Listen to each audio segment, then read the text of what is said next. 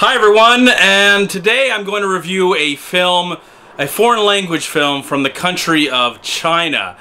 The movie is called Coming Home, and I just saw it in the theater right now. Been excited to see this film for a little while now because the director of this film, here's his name and here's his photo. He is one of my favorite filmmakers of all time. Been making movies since the late 80s in his country of China. And I believe he's faced controversy. He's been banned at one time for some of the amazing films that he has made about his country. Raise the Red Lantern, To Live, The Road Home, Riding Alone for Thousands of Miles, Hero, House of Flying Daggers, Not One Less. All these films I absolutely love. I've seen almost all of his movies. Some of the recent work I have not seen yet, but I was really wanting to see this movie because he is reuniting again with his muse, his wonderful muse, Zhang Li, who's been in, I think, anywhere between 5 and maybe 6 or 7 or 8 films. They've worked together. Some of my favorite films of all time. But with this new one called Coming Home, it is centered, of course, in China. I believe in the mid-1970s. It rolls around this family, wife, husband, and child, or I should say young teenager. They're going through some very tragic moments in their lives. The husband is a political prisoner. He's on the run. In the process of maybe them reuniting, he gets captured again. And at that time, you know, they're okay. They're sad that they're not together as a family. The daughter is a very successful dancer. She's looking up for a part. So, you know, happy and sad times going on with this family. Of course, you know, being departed or being pulled apart by someone you love is very tragic and sad. So after that happens, 3 years pass, and the daughter's not dancing anymore.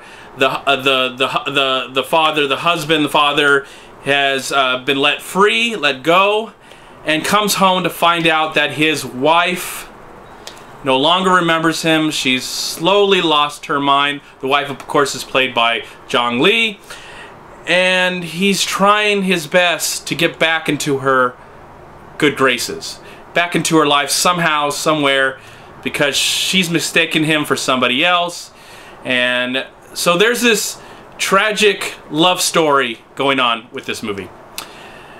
What a very beautiful film this is. I'm not shocked by any means that this is a beautiful, sweet, sad love story. I'm not shocked by that, by saying that at all, because that's what I expected.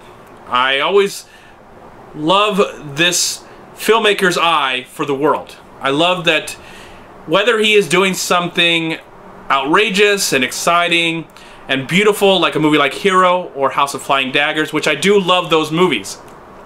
I love when he just captures human life in China, what's going on, his commentary on that country, the country he probably loves, but is also maybe kind of fighting back with some of the philosophies and the situation that's going on in China.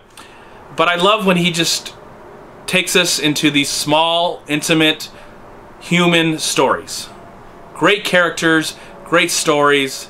I highly recommend, if you have not explored the films of this great director, please do yourself a favor. Don't be afraid that most of these you're going to have to read subtitles, because most of them are in Chinese. I know he's done some movies with Americans, and I know he's working on some other films that do have Americans in it, but most of his films are centered in China, in Chinese, with subtitles.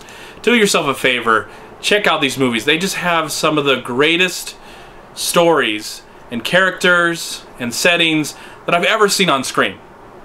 That's why he's my favorite, one of my favorite filmmakers of all time. I love the opportunity to see a movie from this director. I own a few of them in behind you. And someday, I really hope to own his entire catalog. This is another amazing film from this director. I would not say it's up there with his best of the best of the best, but it is a great, moving, epic film that's centered in a very small story. It does feel epic because of the relationships that are between the two actors, especially the male and the female lead. You just feel. The feels are everywhere, I tell you. It's so tragic and sad because you know that they're right there.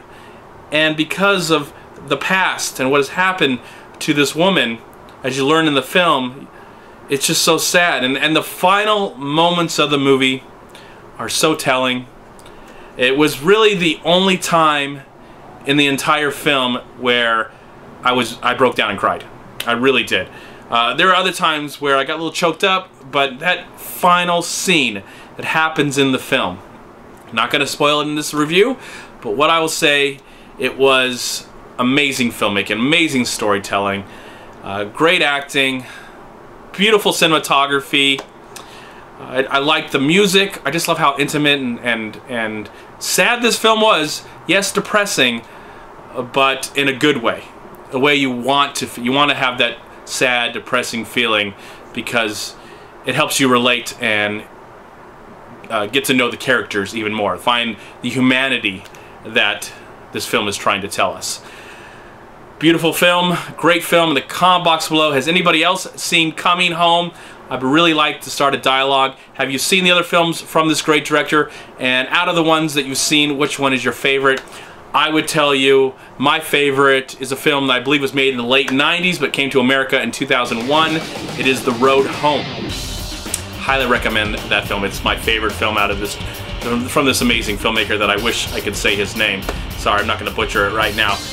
Right now, I'm just going to give the final rating to Coming Home. My final rating is a solid 3.5 stars out of 4. Thank you so much for watching. Please like, comment, and share this video.